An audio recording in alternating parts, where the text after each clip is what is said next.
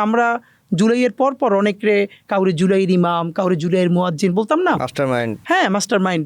এইটা আমি প্রথম দিন থেকে প্রতিবাদ করছি।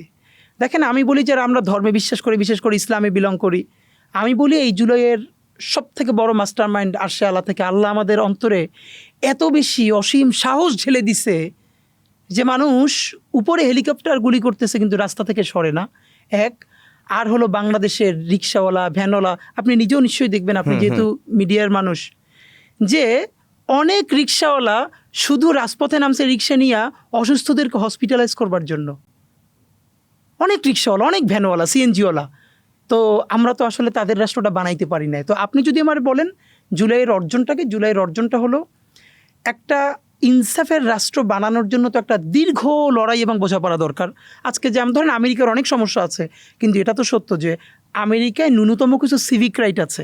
চাইলেই একজন অনেক গালিগালাজ করতে পারে, কিন্তু একটা টোকা কিন্তু কেউ করে দিতে পারে না। একইভাবে ইউরোপের অনেক রাষ্ট্রগুলো তো এটা এস্টাবলিশড হয়েছে, তাই না?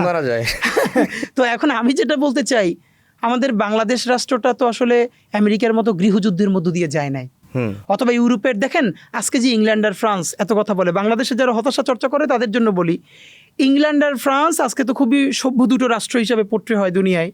এই দুইটা দেশ একটানা 100 বছর যুদ্ধ করছে একে অপরের বিরুদ্ধে।